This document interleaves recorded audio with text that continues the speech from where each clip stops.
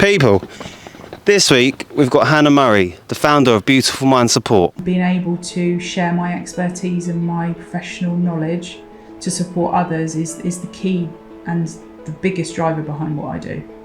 I have always struggled, in my younger years always struggled with being able to communicate my feelings and emotions because I'd hidden it for so long. I just woke up one day and I had this light bulb moment and I was like, no, that's it. Today I feel empowered to do what I want to do. I'm not going to think about it anymore, I'm just going to do it. I decided to choose myself, which I had never done. A few months ago I had a DM. The question was from another coach and it literally just said this: I don't know how you can be so successful when you are so cheap. When you don't understand my story of why I've set this up, and you don't understand the principles and values behind why this support service is presented on a platform the way that it is, don't ask me those questions.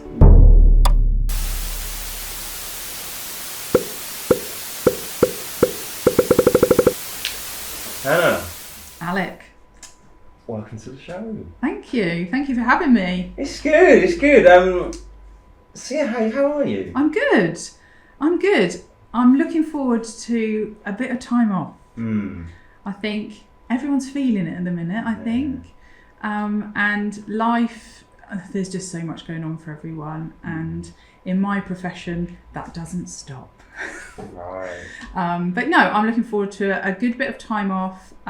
This year's been amazing. Last year was amazing, but this year's been amazing. And we're not even through with it yet. So yes, very, very busy.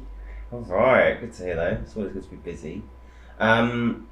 All right, so welcome to the What's Going On show. A show where we're literally showing or highlighting things going on in communities and people doing things. So yeah, we're just a little tradition we have on this show. Obviously I could give you an introduction, I could say you do this, you do that, but obviously I like to give it over to the guests. I'll give it over to you. Who is Hannah Murray? Oh, what a question. So I am a NHS professional. I work in mental health services and I have worked in the NHS for nearly 15 years. There's many strings to my bow, but I have a private therapy company providing wider access to mental health support across the South Coast. I'm an award-winning coach now, which happened this year, and actually next week I go to collect my award in London for Wellness Coach of the Year 2024 for the South Coast and London, which was amazing to receive. And I run a podcast that is predominantly focused on honest conversations around mental health to allow people the opportunity to have a safe space to share their lived experience, and in the hope that a listener will find it inspiring and it might encourage someone to gain some support or not feel so alone.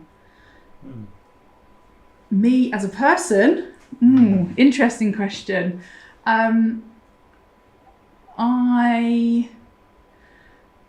My career started because I struggled with my mental health when I was in my teens, and unfortunately in my early 20s I attempted to take my own life. And everything that I facilitated in my career up to this point and setting up a private support service is purely because of my lived experience and that want to not think that other people out there feel the same way as I did. I think our world has dramatically changed in relation to mental health and well-being, and I don't feel like the services that are there to access are accessible or inclusive, and some people don't even know where to go. So my biggest passion and my biggest driver in my life is supporting others and being that voice to support people and encourage people to gain the help and support people to try and explore other avenues and navigate life in a better way. For me personally, the reason why I do what I do is because it keeps me going every day. I'm fortunate to say that I don't have many bouts of struggling with my mental health, but just because I'm a professional doesn't mean I'm human, or not human. And I have those moments where my tank is empty and I need to be reminded of the work that I've done this far, and supporting other people really encourages me to remember that I have bad days too, and that I need to be able to reset my cup sometimes and do the things that are positive in my world to be able to feel a bit more in tune and balanced in life. Okay. Was that a bit deep? No, no, that's who you are. Very multifaceted, honestly. Yeah. A lot going on. So, okay. So, thank you for sharing. So, take me back. Are you from Portsmouth? No, I'm not from Portsmouth. I grew up in Oxford, Okay. in the middle of the countryside. Very rural. So I grew up in Oxford. I moved to Pompey about 10 years ago, nearly 10 years ago now. And I grew up, I've got a younger sibling. My parents had very good high-powered jobs. My dad was in the police, very high up in the police. I had a great upbringing. I can't say any negatives about it at all. I was very, very fortunate. And school education environment wasn't great for me, and that's where my rapid decline started. I really struggled with trying to fit in with peers and find that group of friends that accepted me and understood me and allowed me to be me. I think there was moments during those years where I didn't really know who I was, and I was trying to explore that for myself. Really struggled with my sexuality, really struggled in education and learning. I'm not an academic at all. I'm very creative, and that's one of my strengths. That's a big outlet for me, is a lot of what I do in terms of facilitating the work and the support work that I do now is very creative rather than the kind of academic literal stuff, which you have to have as a professional, but that's not how I work. And the education environment had a massive impact. I was exposed to severe bullying. I remember one day at school being locked in a stationery cupboard. Now, for a creative person, stationery is great, but to be locked in there for a whole school day and night and nobody know that you're missing is a complete different ball game. And that was probably the first time that I'd ever felt fear. And I was probably about 13, very early on in the secondary school years. And it just got worse. I had my hair set on fire with a Bunsen burner in science, had my school backpack set alight, dinner money stolen.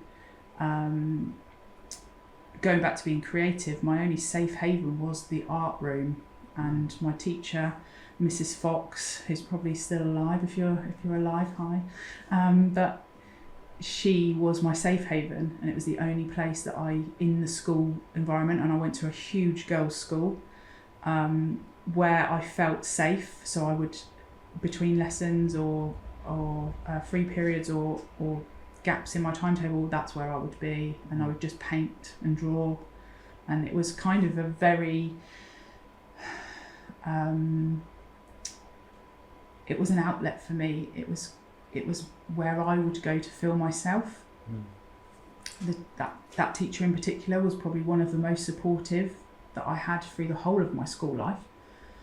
And I would just go there to hide and just keep myself protected.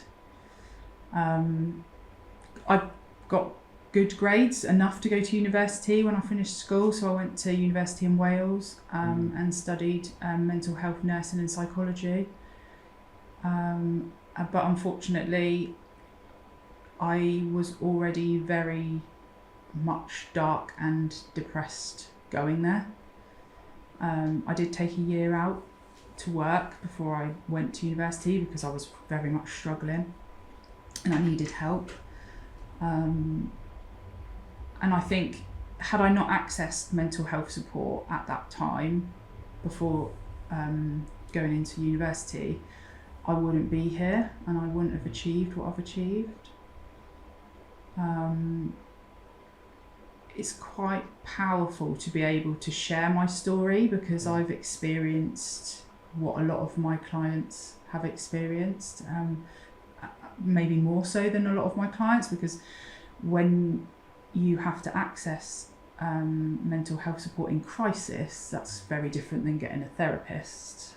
They taught me to really deep dive into who I was as a person and try to understand myself better and feel proud and confident of the person inside who I wanted to be and let that person out. A lot of that was what we call self-development and self-discovery and really getting in tune with who you are as a person, what you like, what you don't like, what your boundaries are in terms of what you're willing to accept behaviours from other people, and try and accept that what had happened to you up to that point is not going to go into your future and isn't going to kind of determine or blueprint how your life pans out, because it was just an experience in that moment. But a lot of damage had been done. A lot of self-worth had completely dissolved. I wasn't confident in who I was. I didn't feel like anyone would want to love me. I felt a disappointment to my parents. And that was the depth and dark of my depression, was the fact that I was more worried about what everybody else thought than actually how I was feeling, having experienced what I had. I mean, those stories within school were only a few of what would happen, but they were none of that should have happened, but that was the worst of it. But every day you're walking through that gate, being tormented and tarnished and battered down verbally, if not physically, because people didn't like who you were. Okay. I want to pick there. Why do you think that was? I nowadays don't like the word different because we have such an eclectic array of people that live within our world, but back then I was very different to the peers at my level. I think I was one of two ginger-haired people in my school year. I'm a plus-size girl and I'm very proud of that, but back then that wasn't a thing. I came from a very fortunate background. My parents were very high-class working people and we went on lovely holidays. My dad was high up in the police. That in itself created some drama because of who my dad was. Locally he was very well known, and you'd think that in those years of children's lives at between the ages of 11 and or 10 and 13 that you wouldn't be so focused on the fact of who someone's dad was and more focused in who the person is. But peers and their kids are strange. They focus on the weirdest things. If you didn't have the right shoes, I remember begging my mum to have kickers. And now kickers are you could get them anywhere. But kickers were the thing that you had at school, and if you didn't have kickers then you weren't cool. And people used to collect the tags and put them on their shoelaces. It's how many pairs of kickers can you prove you've had? But my dad was very much you're having Dr. Martens, and back then Dr. Martens were really not cool. But now everyone loves them. So I think the why was because I was different, and I look back, and as hard as it is to think about those experiences, I'm really proud that I was, because I know that that's who I was as an individual. As much as I didn't accept it, I now embrace it, and I'm happy and proud to be different. I think everyone back then was based on their own expectation of how life would be, because they had experienced life in a certain way. If you were having different experiences, it was different. also think that because of the fortunate background that we came from, we would go on lovely holidays and be taken places and experience things through my dad's work that nobody else at my age would have had exposure to. So I feel like my upbringing gave me that label, but I'm proud of that now. Okay. And you touched on briefly that you also struggled with your sexuality at that age. Yeah. Was it only until you started getting therapy yourself that you became open with it, or did you really embrace it when you were younger? When did you begin to embrace it? I've always embraced it, but kept it private. It's not something that I would disclose to people who weren't very close to me. So I had a small capsule of close friends, especially at university, who I would be very open and they knew. But home life, it was hidden because I didn't want to be a disappointment because of those experiences that made me feel like it was bad. I didn't allow myself to be me, or should I say I experimented for quite a while in my 20s, late teens and 20s, because I didn't want to wear the label, because I was already being tarnished with being different, that I didn't want to add another bit of fuel to the fire, let's say. University gave me an opportunity to just go and be who I wanted to be. Nobody knew me. I didn't know anyone until obviously you start living in halls and you get to know people and you get your capsule of friends. And I think that's for me where it started to, I could expose myself and I could just be me and I could live, and I could, all those moments of experiment would be free because I didn't have to answer to anyone. I wasn't living in my parents' house. I was meeting new people, like people from different cultures, people from different countries, different ways of life. And it was beautiful because I could be who I wanted to be, and the person that they were introduced to was the real version of me, the person that I'd hidden for so long. And I've been in relationships with men and women, and I wouldn't be where I am today if I hadn't had those experiences. Some of them were wrong and I shouldn't have put all my effort into them, but my mental health at times has made me not see the light or not see people for who they really were. So I've learnt some hard lessons through my sexuality experiences that have built me into who I am. I'm very proud to identify as a lesbian woman.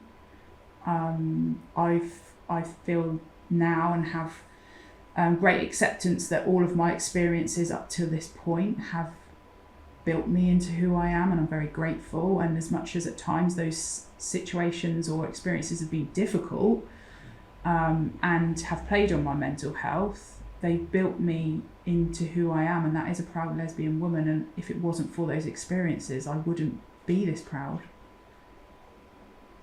Okay. Strong. Okay. So you said when you went to uni, you really started you basically created, you came out as you, really. You said, this is me to the world. Yeah. Why was you drawn to studying and working in the mental health and wellbeing space? It's purely down to my own experience. Accessing mental health support in crisis was the pinnacle point of my life, where I had a light bulb moment that these individuals who in their profession are offering me time and protected space and encouraging me to better myself and understand myself, to be able to go out and be myself authentically. I wanted to be able to do that for others, and I want to be able to inspire people with my story and encourage others to know that bad days happen, but it doesn't mean you have a bad life. And although within the mental health industry there is a wealth of issues that people experiences and many diagnoses, but there's support out there if you search for it. However, the system that we currently have in the National Health Service is a one size fits all, apparently. The pathways don't work. So I wanted to create something that was very bespoke and tailored to every individual that I meet, because it isn't a one size fits all. Some of us might have similar experiences and feel similar things, but ultimately our experiences and our stories are completely different. The individuals that supported me made me realise that there was power behind what I'd experienced, and I wanted to be able to use that in a positive way. I didn't want to be able to dwell on that anymore. I didn't want that to carry that around in a backpack. I wanted to be able to go out there and say, this is who I am and I'm proud that I've done the hard work.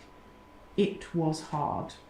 I will never get away from that. I will never forget those experiences.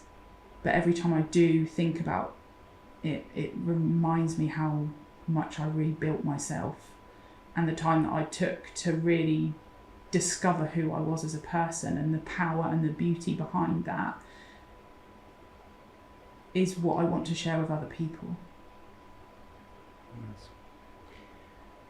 Okay, we're going to dive in a bit. So, you said you tried to take your own life. Up until that point, I'm guessing all these experiences came into one, or am I reading that wrong? Yeah, I guess it created the darkness, and then it was very difficult to navigate or pinpoint the exact reason why on that day I made a decision to go and do something that not many people knew about. And unfortunately it was something that I hid from my parents, because my parents were, at no fault of their own, very busy in their own lives. Another reason why I didn't want them to know is because I'd already felt like I was a complete disappointment. So that was basically putting a nail in the coffin, no pun intended, but I didn't want them to feel like they were to blame. But there came a day where my depression had got so dark and it was impossible to navigate, trying to think it was even possible to get out of it, that I wrote several letters to my loved ones and went off to the woods. And if it wasn't for one of my best friends at the time, then I wouldn't be sat here. And I don't think I think nowadays it's really interesting because I work with a lot of young people, and I feel sometimes when I meet them that suicide and self-harm is seen like this handbag accessory. Like the trend at the moment is, if you're not struggling with your mental health, then you're not cool. But I don't think anybody actually understands how dark it is when you're in that, unless you've been there.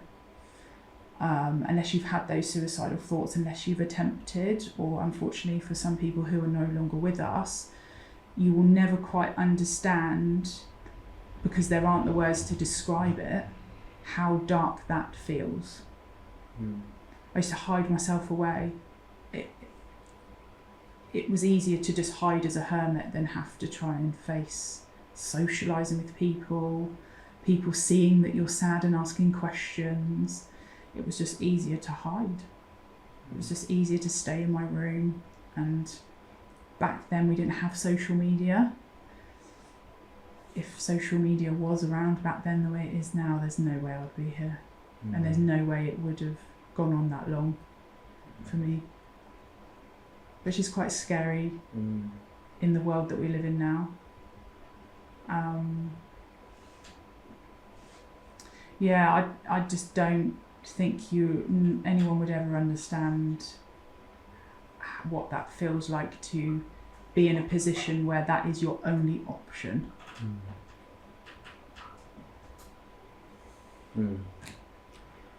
Did you, Yeah.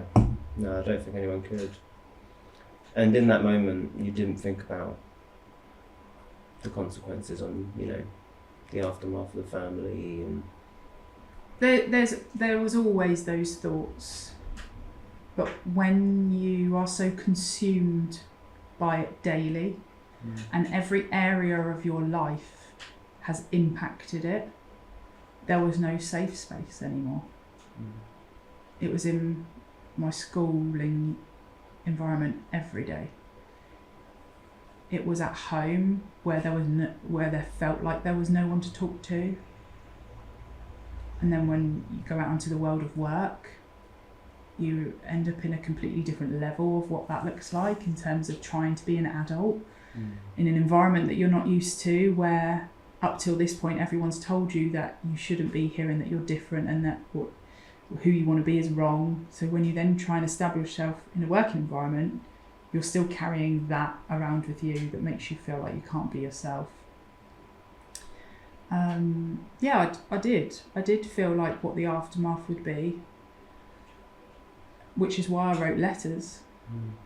My parents have never read those letters to this day. Did they refuse? Or? No, they never got them. Okay. And we've had conversations about, years ago now, but what that was like and why I felt the way I did, and it was quite interesting. I'm 40 now, but on my 30th birthday, I remember my mum and dad saying to me, which at the time, the words that I'm about to use did feel a bit shameful, but at the same time, I'm very much at peace that I had to go through what I went through to get to where I am today. And that was, my mum turned to me and said, it's taken me 30 years to know who my daughter was. And I think that was quite hard to say, but it was very hard to hear. But it took me 30 years to know who I was.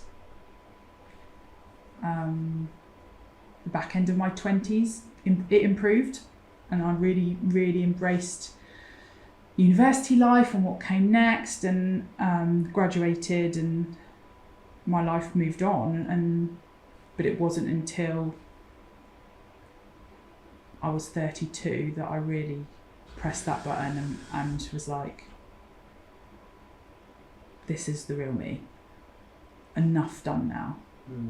I'm going to embrace myself wholeheartedly. I did a lot more work on myself. I kind of went through the second phase of self-development because I was like, my 20s were really shit. My 30s have been all right. But when I get to 40, I am living my life. I want to get to 40, having put this all behind me, embrace everything I want to achieve, set up my goals and go for it. So that when I get to 40, I'm the happiest place that I've ever been in my life. And I'm 40 now. And that is exactly what happened. My story will always be with me. It's part of the foundation of why I built what I built in terms of support services. But I don't dwell on it anymore. What was the turning point for you? Was it turning 30, or was there an actual event or moment? Around 27, 28-ish, from what I can remember. Do you know what? It's really funny when you've experienced darkness, you have no scale of time. So it was in my late 20s, and I was in a relationship, and it was awful. It was very toxic, and I was trying to do stuff on myself, and it was impacting, and we were going in different directions in our lives, and I didn't want what I had got myself involved with. And I'd been thinking about it for a while, about leaving and just kind of going back home, resetting, and then moving forward. And I just woke up one day and I had this light bulb moment, and I was like, no, that's it, I'm done.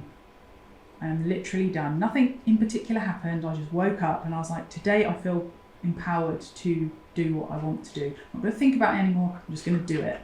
So I packed my stuff and I left. And it was very difficult because you have to deal with the aftermath of that other person's emotions, and maybe I should have communicated it better and we should have had conversations about it. But I think when you've experienced what I had, I have always struggled, well, in my younger years, always struggled with being able to communicate my feelings and emotions with understanding, because I'd hidden it for so long. I understand it in my own mind, but trying to express that and know that the person hearing it would understand and not judge. So it was easier for me to just pack my stuff and go. And probably it wasn't the greatest of things to do, I know, but looking back, I needed to do that for myself. And I had probably waited several months to do it. So in that moment, I was like, right, if I've got gumption to do it now, I'm going, because I'm not sure when else I'm going to do it. So yeah, it was a light bulb moment really that then spurred on me just becoming myself. And you meet people along the way and you think you're not perfect, but that you've improved and that you're ready, and move on to the next relationship eventually, and then that wasn't good. And so it's kind of, you're still trying to navigate your own pathways in life. But I was more settled in who I was as a person. And every time you meet somebody, even friendships, I had to do a lot of culling of friendships that were just so toxic that it wasn't until I was out of them and they weren't in my life anymore that I realised the impact that they were having. And then I look back and think, where's it the friendships back then that were actually impacting on my mental health and not the experiences that I was having? Does that make sense? Anyway, we self-reflect all the time, don't we? And so you never know the perfect answer, but for me right then, I had to go. And that led me to move on with my career, move on with my life, move to a different location, which is when I came to Portsmouth. Got into a new relationship and that was awful, but I learnt a lot. And every bad experience, relationship or not, every experience that I've had, I've learnt something, and I take that learning into the next phase of me, and it made that relationship easier to break down and end, because I knew what I didn't want to do like the last time, and people were different, and I will always take the learning from experiences, but it was that light bulb moment where I decided to choose myself, which I had never done, but learnt to do for all those years. That I was kind of, Hannah, it's about time you chose yourself. And I was like, yes, today's the day. And if I hadn't done that, who knows where I would have been, really. But there is beauty in self-empowerment, in channeling your own conviction and decisions that you make that no one else really needs to understand, because you choose it for yourself. No one else lives your life. They don't have to understand. So you said you moved, that's when you came to Portsmouth. Yeah. Where were you before that then? Did you go back to Oxford, or did you go So I know I was in the Oxfordshire, Berkshire area, so that's where all my family were, and that's where I was predominantly. I went to Australia when I first graduated and did like a 2-year working visa. And I mean, again, I was still very darkened with depression, thought that going to Australia would resolve all my problems. Other than getting a tan, it didn't resolve anything. But again, another learning experience. But no, I was predominantly back home in my home city. And then, moved to Portsmouth about 10 years ago. Okay. Yeah, love Portsmouth. It's good, isn't it? I love Portsmouth. Okay, so you said you went to Australia. Just on that, how effective has it been in your life to run away from things? Temporary effect. Can only hide for things for so long. It was a great experience to go to another country. It was a great experience to live in a completely different environment and culture of living. But my mental health and my well-being was still an issue within me. It didn't help resolve any of that. When I came back, I still had the same triggers. I still had the same thoughts. For the 2 years that I was gone, it probably just masked it a little bit because I was distracted by so many like wonderful experiences and being somewhere new. I think maybe going there, as much as some of the experiences whilst I was there weren't great, it reminded me that home was where I wanted to be and how much I loved my family and the friendships, that some of which I still have now, that they were important. And I think when I first went to Australia, my parents were really sad, and I think as much as any parent would be sad if their children were moving away, wherever they were going, it gave me a sense of understanding that maybe I wasn't as a disappointment as I thought to my parents. And I think naturally you get completely distracted by this excitement of moving away. I mean, Australia is a beautiful country and it's lovely. Some people don't even get to experience it for a holiday, let alone move there for a couple of years. But home was where my heart was, and I needed to go home. So I was glad that I came back. Fair. Your family, you've always seemed to have gone back to them. And you said earlier that you was sort of standoffish, telling them about your personal issues or personal stance, right? How was it, or when did you release that information to your parents about who you were, you're proud to be? I don't think I ever needed to sit down at the table and tell them. I think they just grew with me and they embraced who I was. They've always known I've been this arty, eclectic, different person. That's just who I am in my personality. I'm very much different from my sibling. But I've never sat down at the table and gone, I'm a very proud lesbian woman who's into art and mental health. I didn't ever feel like I needed to do that. I kind of felt like they are the most supportive, loving, encouraging parents, and always have been, despite me never sharing exactly how I felt about them. That they've just come on the journey with me and never judged, and have completely wholeheartedly embraced everything. They've always been there to pick up the pieces. They've always been there to listen in my adult years. But I've just let that naturally happen.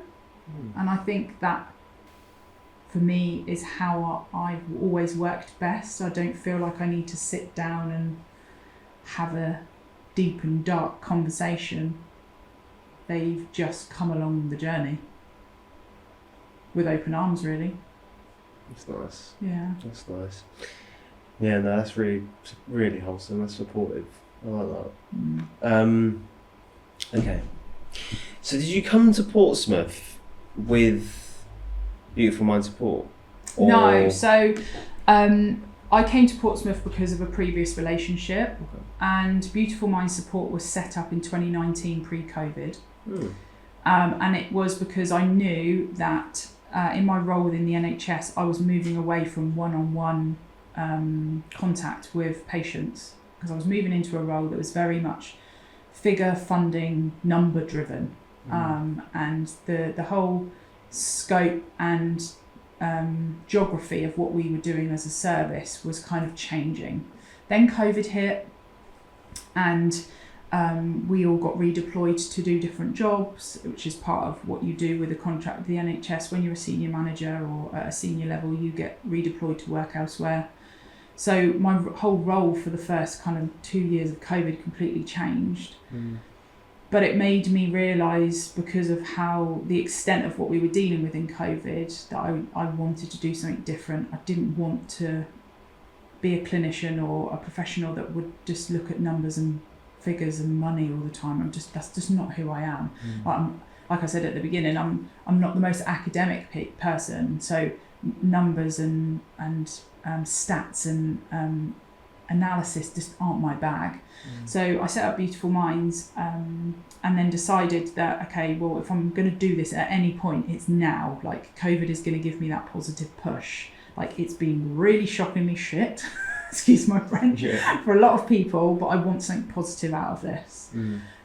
So after the second lockdown, I launched Beautiful Minds Online, mental health support online, and it just rocketed. And I didn't expect it at all, but it was at a time where the country was in crisis and people needed access to support. They couldn't access things through the NHS because services were shut down. Things that would normally happen in the therapy world within the NHS were not open for people to contact, let alone be referred to. For a long period of time, we weren't able to see a GP. So, and people were going through so many experiences during COVID: bereavement, loss, change in relationships, losing their homes, losing their jobs, that there was a wealth of people out there looking for something accessible and something that was relatable and tailored to them. So I just went with it. I'd finished working a really long stint in the NHS through COVID, and unfortunately hit burnout in the October. My parents have a property abroad, and within the restrictions I was able to go and live with them for a number of weeks. And in that time I took the time to have some downtime and time out and set up my website and just went with it.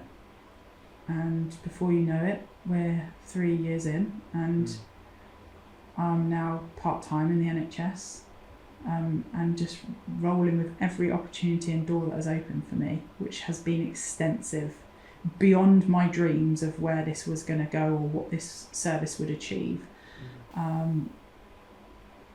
So sometimes I have to remind myself that you just have to roll with life and just go where you're pulled to go. But a lot of that comes down to self-belief. And I look back at the old Hannah, she would have never done that. She would have never ever thought that she could achieve what she's achieved. I mean, winning an award for being Wellness Coach of the Year was just something I never thought I'd see fall in my inbox, ever. But I know it's all my past experiences that have built me into who I am to be able to go out and do what I do now. Amazing. You said briefly there that you burnt out. What were the telltale signs? Emotions, I think. I was tired. We were working stupid hours. We were very rarely having time off. And if we were having time off, we were sleeping. And then we'd just go back and do that 7 days a week for however many months. If we did have time off, I was trying to get things done within the restrictions that I could, whether that's be seeing someone outside or just getting some shopping, because I just didn't have time to do anything. I missed my family. I just missed having my time. I lost a lot of weight because of the steps that we were doing on our watches were ridiculous. As you can imagine. I think dealing with conversations around bereavements, although I didn't experience any losses myself during COVID, having to support and be there for others was very draining. At my level, we would go on really high priority Teams calls with if local, if not national services, talking about the experiences and the issues that we were having. The news played a massive part for me. I had to stop watching the news. the reality of what we were experiencing as professionals was not how it was reported in the news. And it was very disheartening. And sometimes there was this period through COVID where the public had a very negative stance on what was happening within the NHS, although they were very positive and proud of the NHS with the whole clapping thing on a Thursday. But for us, that clapping on a Thursday became really disrespectful, because what was that doing? Yes, you were celebrating us, but we were still the ones working stupid amount of hours every day, trying to keep the services going. People in the NHS were being verbally abused or not given PPE, catching COVID and dying. What was that clap going to do? Does that make sense? Yeah. So burnout really was driven by emotion and tiredness and not feeling like you could ever meet the expectation of your senior managers or your leaders or the public. And I think the government, we're not going to get onto politics on this, but I think the government have a lot to answer for, because they set that agenda. And there will be colleagues who have a different stance on it to me, but I hit burnout for those reasons. But it gave me time off, and I needed to reset myself. There is a lot of colleagues that I work with now or have contact with who are still not in a good place. Some people haven't even returned to work because they're so damaged by that experience. And I still don't watch the news. Really? Yeah, I can't, because I just don't believe in what they tell us, especially when you've lived it in a different capacity. I've really struggled to find any honesty in what we're told. Okay. We won't go into politics. No, but let's not do that. I mean, what if you was going to say, without being political, what could they have done different? What could have been done differently? There's probably a wealth of things, and like I say, everyone has their own opinion, but COVID was in this country long before they started to even think about the contingency behind what we did as a country. I don't feel like they acted quick enough. The whole PPE scandal when you're working as a professional, that was just diabolical. But yeah, I feel like COVID was here long before we even knew it was here. Other countries had experienced it, and our borders were still letting people from those countries come through. So if there's a worldwide outbreak of something, you shut your borders to protect your people. Fair enough. That is valid. With Beautiful Mind Support, is that is the name, Beautiful Mind Support? Yeah, so I'm the Beautiful Mind coach, and the company is Beautiful Mind Support. Okay. With that, traditionally, counselling, wellbeing workshops, services, quite expensive. Yeah. So how do you tackle that? The expense behind people investing in themselves. Yeah. Other than one-to-one therapy or counselling services, a lot of what I offer in our community is free. Okay. And that's purely because I want people to access it. So whether it's workshops, working with other organisations or charities across the city, or working with organisations like Mindset Maintenance, being able to share my expertise and my professional knowledge to support others is the key and the biggest driver behind what I do.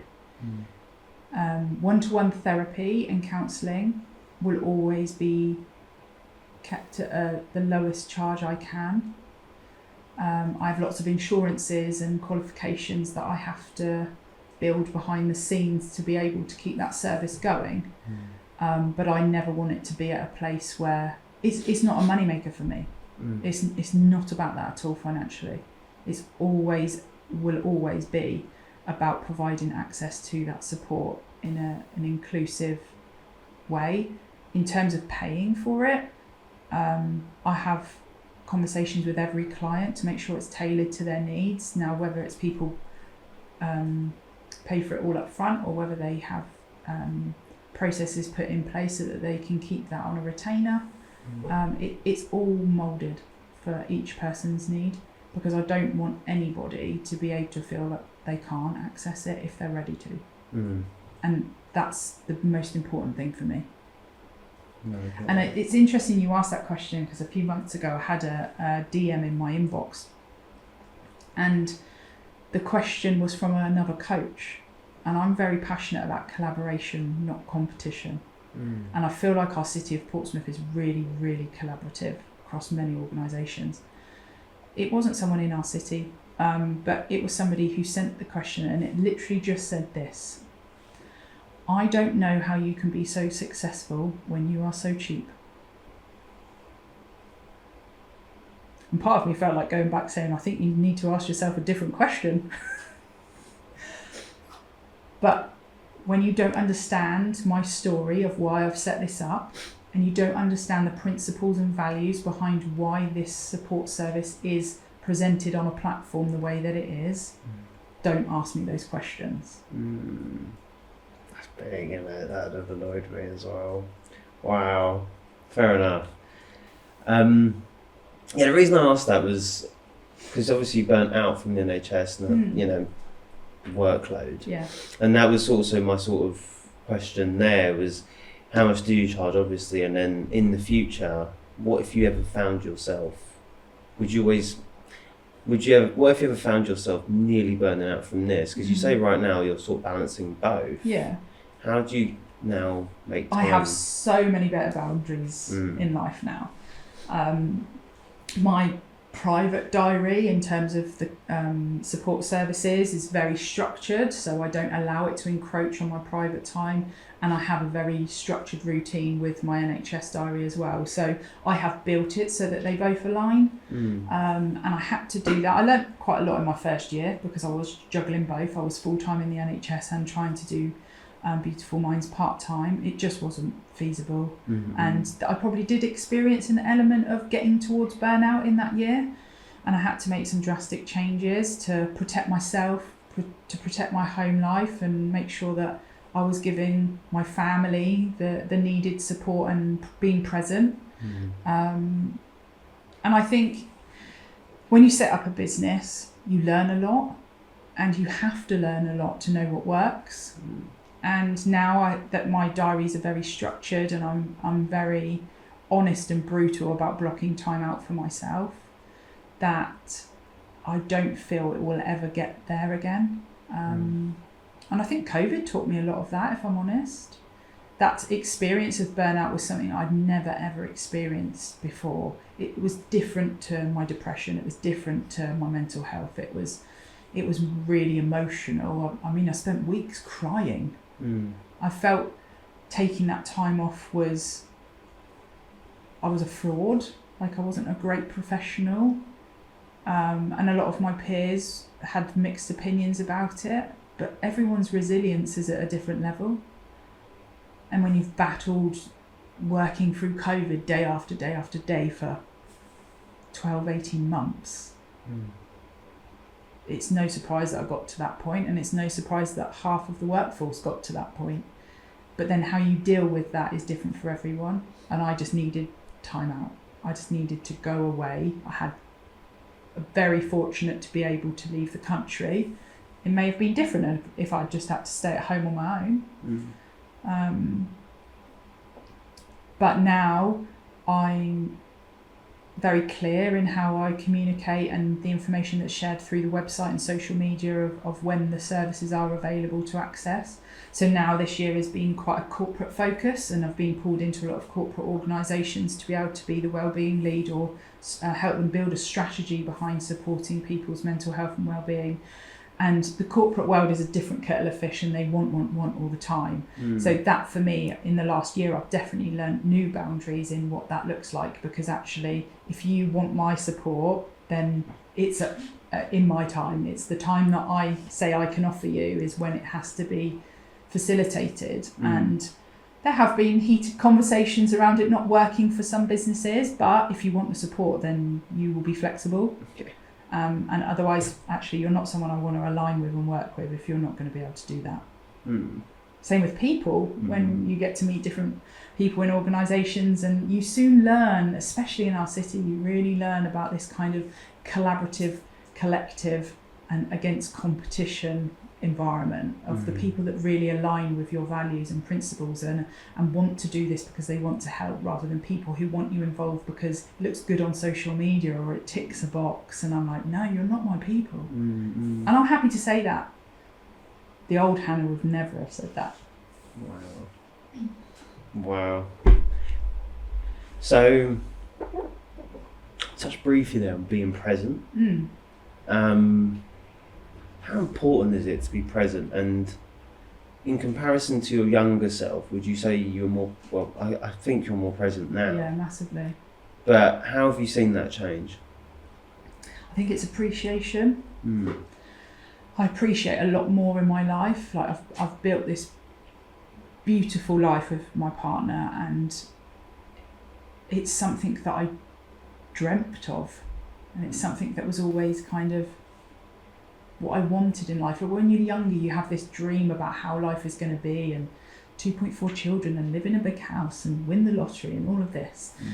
And life at one point in my 20s was very materialistic, and I would seek validation from having the best handbag or driving the best car, and it was never based on happiness. It was never based on building memories or having positive experiences. It was based on seeking and trying to gain, and life just isn't like that now. I very much appreciate every experience I've had up to this date in my life, and look forward to every experience that I'll have going forward. And that appreciation for myself in living my life, the people around me, the good quality people around me. I've learnt some hard lessons over the past, so that's even more important for me now. And being present is actually not living life through your phone. Like, work is work, but that's not everything in life. I like to travel, I like to have experiences, I love to make memories. And it can be the smallest of things. But that for me is being present, listening to people, interacting with new people, really gaining some understanding and learning about people. Every opportunity that I have, or when I work with a corporate organisation or a private client, that for me, I'm present. I want to know about those people. I want to hear about other people's experiences and learn what they've had in their life, or where they've been, or the struggles that they have and why. And getting out into nature for me is big. Living by the sea, I will never move away. I might not swim in it, but for other reasons. But I'll never be away from the water. Friendships. I'm guessing through school, did you have any friends? Whether you could call them friends, I'm not sure. Probably acquaintances, people that would acknowledge you in a nice way, I guess. I kind of would drawn to those people, would attach myself, and then realise that maybe that group of people weren't my people, because I was still trying to navigate where I sat in that cohort of peers. I've definitely culled over the years toxic, negative friendships that once upon a time weren't that. But as you start to really get to know people and observe their behaviours and the way they treat you or others around you, I had to make some difficult decisions to just walk away.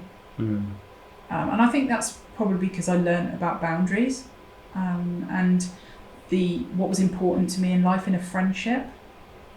I still keep in contact with some people from like my teens, but that's probably just for a social media thing. And it's interesting because a lot of the bullies now follow me on social media.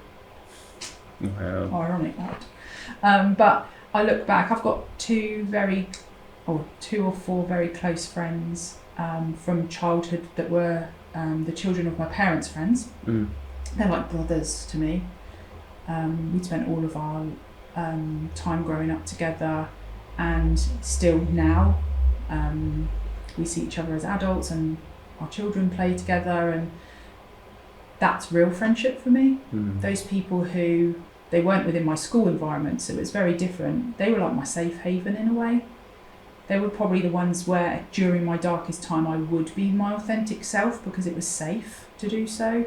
They knew the real me, if that makes sense. And again, like my parents, they've gone along on this journey with me, never judged, embraced everything, come to my wedding, etc., etc. And that's very beautiful to have. A couple of friends at university, one in particular I'm still very, very close with now. 20 odd years of friendship, like, again, through thick and thin. Always there no matter what. Doesn't judge. Knows you inside out. But you meet people in our city, go to networking events, you meet people, and you start to build this pocket of friendship or acquaintances. I feel like sometimes I've really got my guard up now, not obviously, just internally, because of those experiences that have made me have a bit of fear around giving my all to someone and it being thrown back in my face. There is my pocket in the community who know me, and I do spend a lot of time with them, a lot we both know. I'm very grateful to those people because they do allow me and have accepted me for who I am, and I really wish that I'd had those friendship experiences years ago.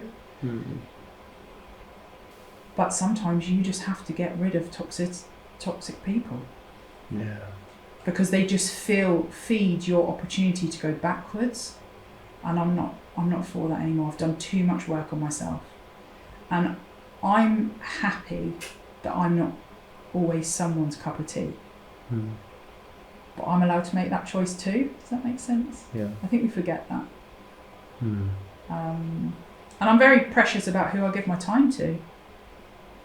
I think we all are. I think we've all learnt quite hard lessons over the years through whatever challenges or struggles.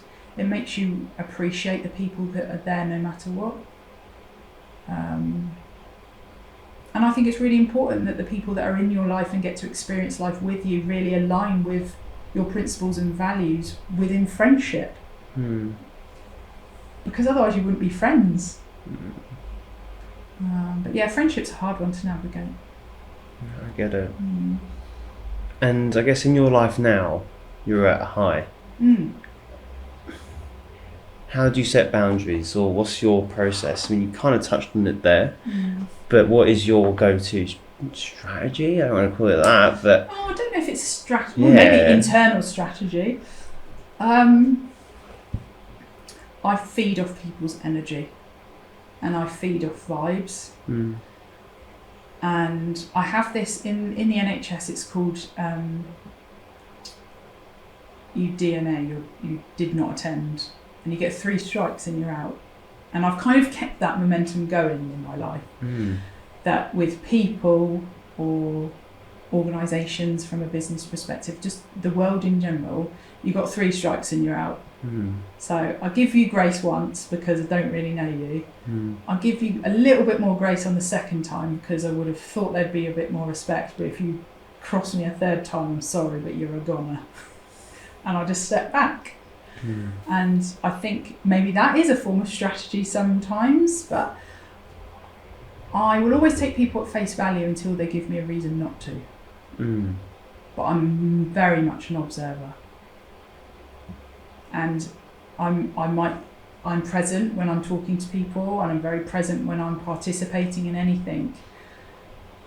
But I've always got that third eye that's observing everything that's going on and listening. Because I think you don't always understand or know the true person in that first interaction. And I will always make sure that the people in my world are aligned with me. It's okay that people aren't, And it's okay that there are people out there with different values and different principles in all areas of life. But for me, it's really important that my foundations aren't knocked anymore. And I guess that's my boundary. Fair enough. And I guess, okay, we'll kind of come to a close gradually.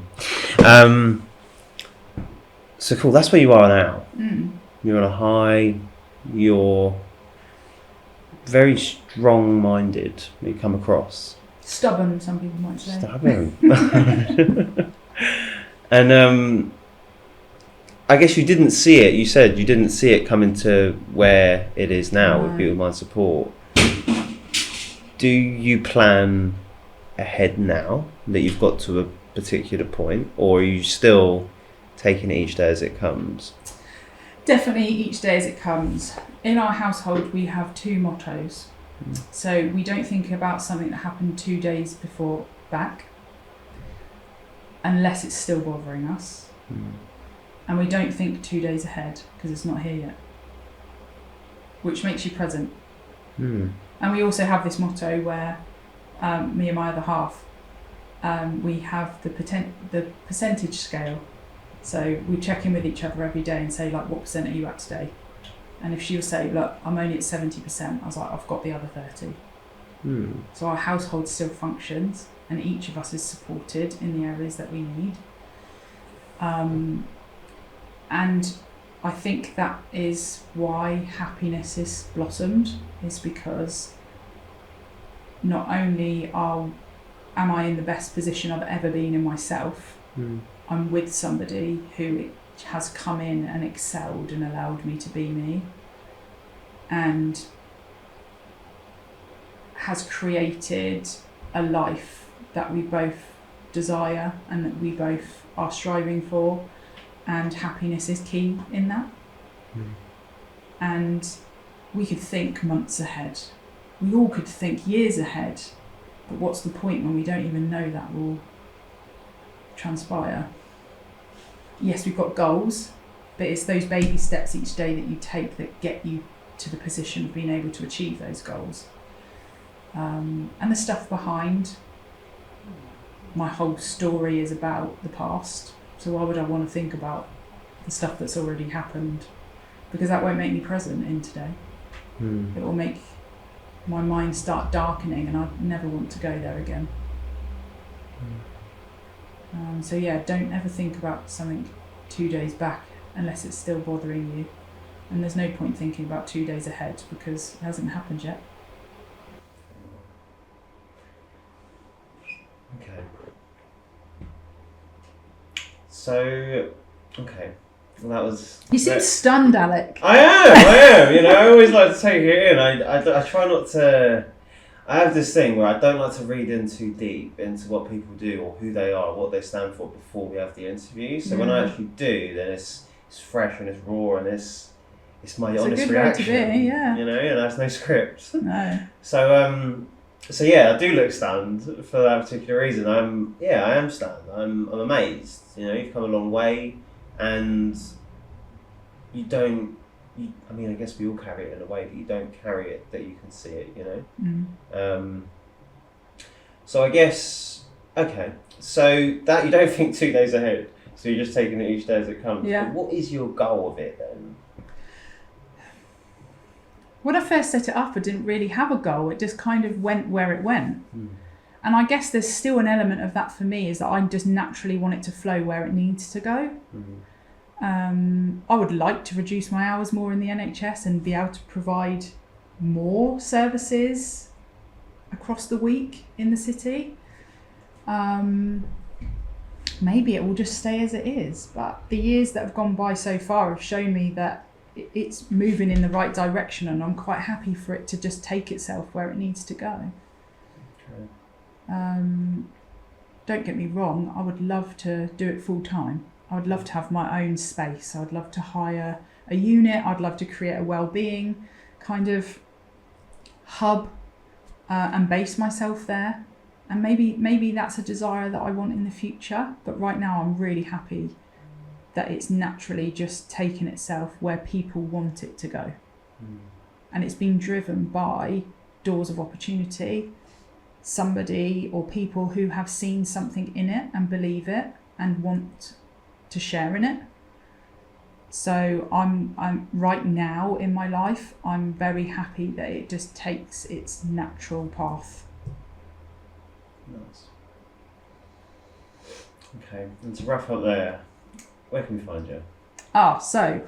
Instagram at the _beautiful mind coach or www.beautifulmindsupport.co.uk. Alright, well, thank you, Hannah. Thank you. For sharing your story. You're welcome. It's been a pleasure having you on the show, and I look forward to seeing what happens next. So do I.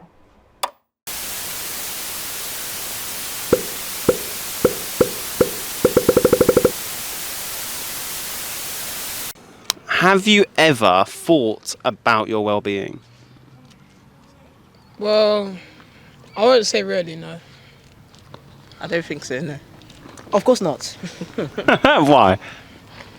Well, my well-being, I guess I already take care of myself, so I don't think there's anything to fight for. I'll take care of myself. I just block out all the negativity around me, yeah. Have you ever sought help for your mental health or well-being? No. Why? Don't know, sometimes I hold back. Like, kind of scared what anyone else is going to think about you. Thank you. And Yeah. you've never done it, or you have? No, Why? because I just haven't. All right. Cool. Have you ever sought help for your mental health or well-being? No. Why? Well, I don't know. I don't really know how to... I had counselling as a kid, but not really... I've never really had issues with mental health, if you know what I mean. All right, happy It days. is a big issue, though. It is, isn't it? Very big. Have you ever sought support for your mental health or well-being? I did. Yeah, why? Or if you want to... University. Okay, was it worth it? It was worth it because it was the pandemic. It was the beginning of uni in 2020 and the city was like a ghost town. I didn't have a job, I didn't have friends. And I got a job and then I got fired, sorry. I got fired from the job and obviously it was pandemic, so there was no way to find another job. So I messaged uni and I had a few meetings with the lady. Okay. It's like a Zoom call, so she was really nice. All right, well, that's It was useful. Yeah. And I was young, so it was like 4 years ago. Have you ever sought help for your mental health well-being? Yes, definitely. Yeah. Yeah. And was it helpful? Yeah, really helpful, and I would engage it I would recommend it to anyone. Definitely do it, especially in this time, this day and age. People don't ask for the help, and yeah, definitely, especially for younger as well. Yeah. So yeah, definitely. All right. Have you asked for help for mental health? They're saying yes. I think we've all been in that category. Yeah. At the moment. Yeah. Have you ever sought help for your mental health or well-being? Yeah. Yeah. Yeah. And was it helpful? I'd say yeah. Yeah. Would you recommend it to other people? Yeah. Why? Because talking it out and sharing, I feel like is a great way to understand yourself as you say it out loud and as you let people listen. People can give advice that will help, and just you yourself saying to them can bring you some understanding. That's what I found. That's fair enough. And yourself? I haven't tried it yet. Okay. Why? I think I still can figure it out for myself. So yeah. All right. So, have you ever sought help for your mental health or well-being? Yeah, man. Yeah. Do you think it was helpful? Yeah. Yeah. Would you recommend it to other people? 100%. Why did you do it? If you don't mind asking, you don't have to go into detail. My ex-career. Yeah. That's it, yeah. Well, no, fair enough. Yes, I have. Go on. Yeah. Is it? Was it helpful? Yeah, I think so. Yeah. Do you want to share why? Yeah. I mean, I didn't really know what to do for a long time, and then last week I spoke to my GP, and now I'm started on antidepressants, so that's good. Yeah. And I'm speaking to people. I'm only doing online chats, but yeah, it's just nice to speak to someone, especially someone that you're not really face to face, and you don't have to really make a connection with them, so you can sort of just spiel and vent and everything like that. And yeah, it does work. Nice. Well, thank you. Have you ever received support for your well-being or mental health? Not really. Why? Just, yeah, I suppose. Yeah. Yeah, you just don't really think about it, do you? No. All right. Why though? Just yeah. One of those things, isn't it? I don't really have an answer. Just never really gets talked about that much, does it? In happy days. More now, but less so when we were about in schools and stuff. Yeah, sure. So, yeah, just less when we were in schools, as you said. Yeah, not much ever happens anymore for it. And you hear so much about, oh, men can cry, but people say no, they can't at the same time. Yeah. Cool. Interesting. Very, right? So, I guess, any thoughts? I think the consensus is that people don't. Now, whether that's because they don't know how, or because they're not sure what type of service would help them. So there's an array of stuff out there now. When you think about mental health and well-being from like even 5 years ago to 10 years ago, like it's gone wild. So I think there's an array of services out there, and I'm not sure anyone really knows how to navigate the types of services that might be beneficial.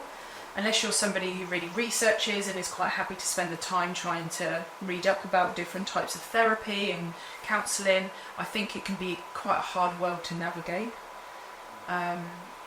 Some people I don't think realise they need it, and it's not till you get into something like therapy or counselling that you realise it was of benefit.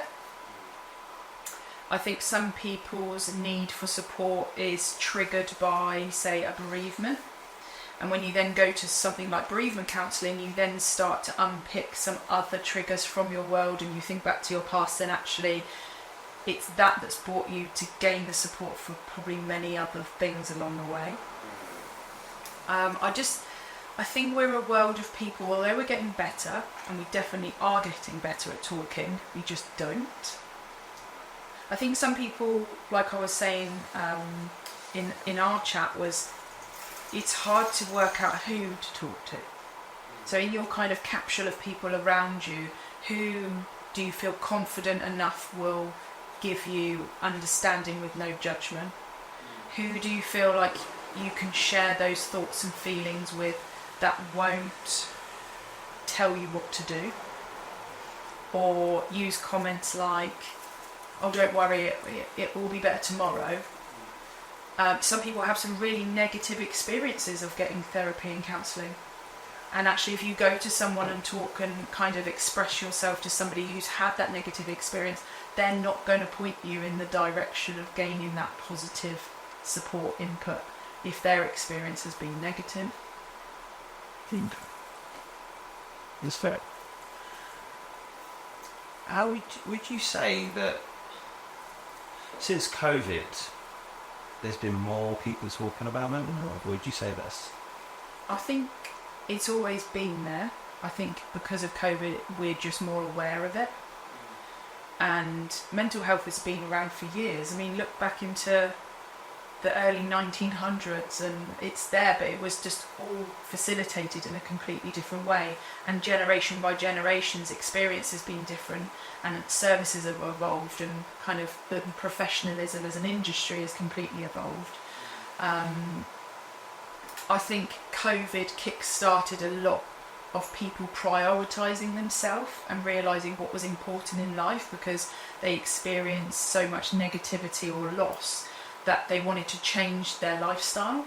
And with that, you need support to be able to do it. You can't just go out and do that on your own.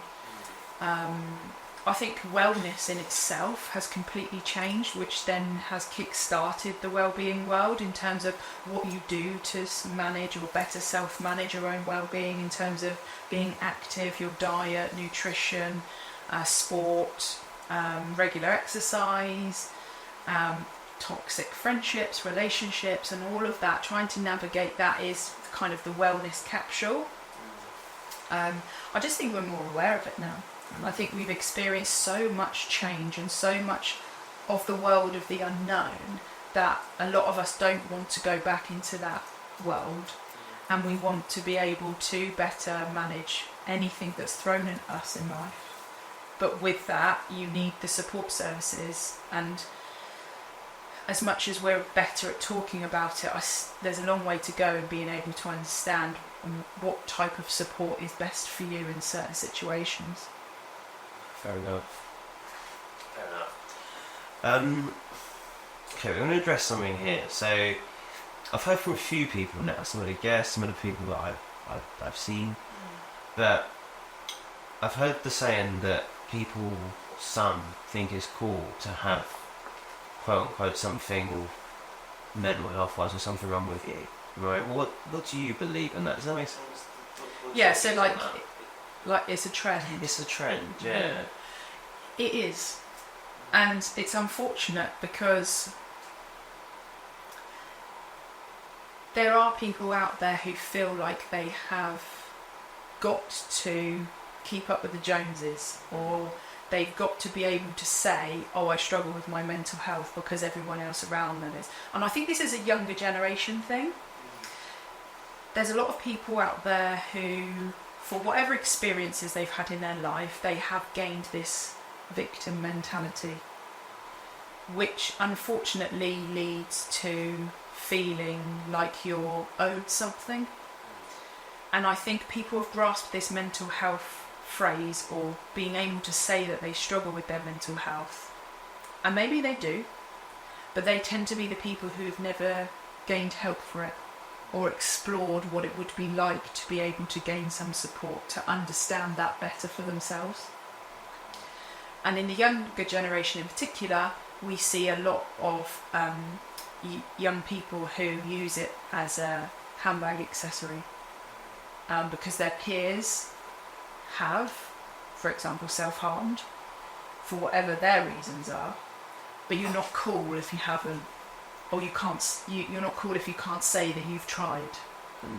I think anxiety, in particular, which is one thing I specialise in, is very, very heightened in the younger generation, and that was exacerbated by COVID, because their whole routine in life and the whole change in their dynamic in terms of school was gone, and it was facilitated in a different way for some.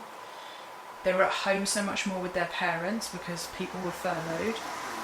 They were in this kind of environment where you couldn't go anywhere, they had no freedom. And as adults we struggled with it too, but for the younger generation it was very different, because they ended up in this world where they couldn't see their friends. That's where social media excelled, because that's all they had. That creates anxiety in itself, from a kind of self-worth, confidence, comparing environment and mindset. But anxiety of kind of, I still feel like people, and I meet clients like this all the time, are waiting for the next thing of, oh, is COVID going to come back? Like we see it in the news that other countries have had another round of COVID and the local hospitals are really struggling with it currently. Like, what does that mean?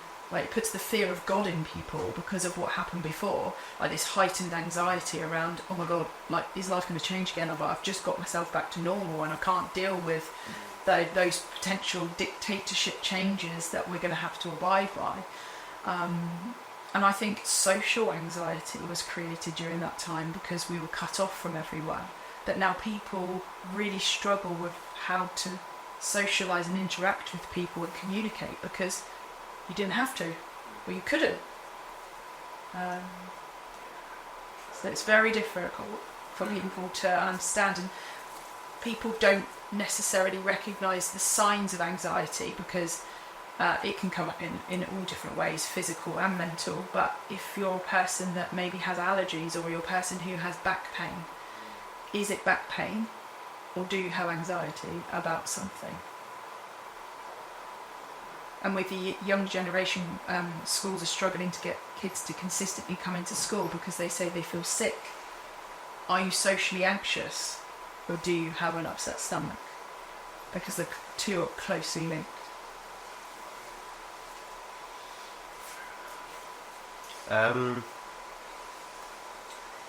Briefly, we've touched on it throughout the episode, but for our conversation, but social media. Yeah. We looked at their mental health. I mean, it's everywhere, that it has an effect on them around people comparing themselves, that validation and all of that. But since COVID, obviously it's got better, worse, as you said, it's been but where do you see, as a professional, being in the space, it going? What direction do you see it going? Social media has massive positives. Really, really does have massive positives. It's down to an individual's use of it, of how that then can impact your mental health. I can say that way back when, for me, in my early teens and 20s, when kind of it was MySpace and Bebo and all of those old school things that maybe you don't even know about. It was a communication tool to be able to keep in contact with people, and then Facebook came out, and back then when I had Facebook initially, it was when we had dial-up internet. I mean, that was years ago. That was old school. But it was a case that you didn't use social media for that validation or to seek something or to post photos. It was a communication tool to keep in contact with people. Now, people forget that social media is only a 1D version of someone's life. That picture that you see someone posting that looks amazing and having the most brilliant experience with the biggest smile on their face in the most beautiful place doesn't mean that that person's life is perfect. I was a person that would post on social media when I first had Instagram, and maybe up until my mid to late 20s, I would post to get likes, and I would post for people to comment, and I would make sure that the picture was perfect. And I would have been a person who would Photoshop something, because I was seeking that validation that I wasn't gaining from somebody else, or I wanted that validation that I didn't have within myself. Now, I can confidently say for the last 8-9 years, I've only ever posted things that I'm proud of, that I love, and I write stuff that is from the heart. I don't care how many likes it gets. If something only gets 1 like now, I don't delete it, whereas before I would delete it and repost something else.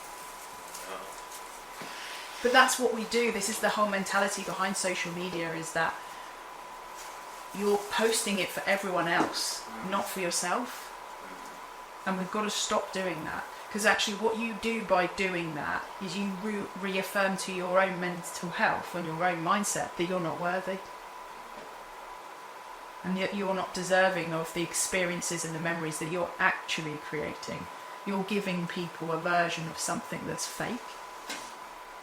And all you do mentally is darken and dampen your own confidence in who you are as an individual. It's a scary world. Very. Yeah. Really But it's got huge positives at the same time. You've got to follow the right people. You've got to be authentic in what you use it for. Businesses, it's fabulous for businesses. It's fabulous for me to connect with people from other countries and other areas of this, the UK, that I've been fortunate enough to have as clients. My furthest away client is Australia. I have someone in Italy. They would never have found me if it wasn't for social media. I get invited to be keynote speaker at so many events. They have all found me through social media, whether it be Instagram or LinkedIn or somewhere like that. Massively. Sure. It's how you use it. And I guess my final question is, that social anxiety, that comparing, that comparison, what are your thoughts on the use of AI? Yeah, it's good for businesses, but... That's a difficult one. AI photos is basically catfishing. So I think people need to just steer away from that. And the only reason why you would use an AI photo is because you're not confident and accepting of yourself. Because otherwise you would just use a normal headshot or a normal photo. The interesting part is, and this happened to me the other day, was that you have this vision of how somebody's going to look, and then they turn up at an event and they don't look like that. And they're like, oh, I know you from social media and I've seen you. But you looking at somebody who's presenting in a completely different way, and I'm like, I have no idea who you are. And then they're like, this is me. And I'm like, no, it's not. Wording and using it for written content, I don't necessarily think is bad. I think you have to put in so many words for it to generate something that you want to write. I think it's very obvious when people write these whole long scripts of technical jargon that, I mean, I have what they call Erling syndrome, so I don't know if anyone listening or watching knows what that is, but I can't read in black and white because I have a light deficiency in my eyes, where my eyes can't bounce back the light that's generated within a room for me to be able to read on white paper. So I struggle sometimes to type what I want to type, so everything on my phone is in black, on white on black, because I have to read it like that. So when you go to write something, it's a lot easier to use AI to gain some kind of foundation content if you really struggle with the kind of academic way of writing.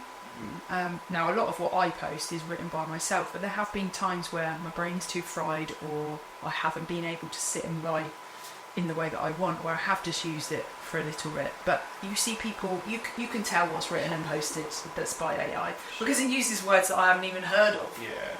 And then sometimes I've read stuff and I've had to go to a dictionary. Is that even a word? Yeah. So I think it's really obvious, but this whole photo thing now that's come out on AI, we need to move away from that. Because again, you post a photo that you believe is giving a true representation of who you are as a person, and all you're doing is reaffirming that no one's going to like the real version of you. Or you go to an event like I was saying, and would you want people to think that your photo didn't look like you? It's embarrassing. It is. It is. Wow. Yeah, so great as I said. It's the same with photoshopping. It is. Like, okay, yeah, we'd all like bigger boobs and a smaller waist, but ultimately, we're not built like that. So why do you Photoshop a photo that when someone's going to see you go, well, that ain't you, is it? What's the point? You just embarrass yourself. And deep down you know it's not you. So again, why would you affect your own mental health by posting something that was fake? Yeah, but what? Truth hurts. It does. Well, yeah, no. Well, Hannah, that kind of brings us to a close. So, thank you. Have you got any closing comments on the video? Yeah. I think the biggest bit of advice would be you might not feel that you need some support with your mental health and well-being, but explore it. And even if it's something you actively do as kind of boosting your well-being through sport or exercise, then try it, because you never know what benefits you're going to get. There are a wealth of support services out there. It is really difficult to navigate, but if you explore, talk, find local hubs that you can go to and ask people the right questions who can direct and signpost you in that direction of what support services might be of benefit to you, then it's worth a conversation. You never know when you're going to need it. Well, I guess on that note, thank you, Hannah. You're welcome. And it's been a pleasure. It really has. It's been great. It's been great looking at your story and thank you. Yeah, hearing your views on the thoughts of people. Yeah. Well done, Porky.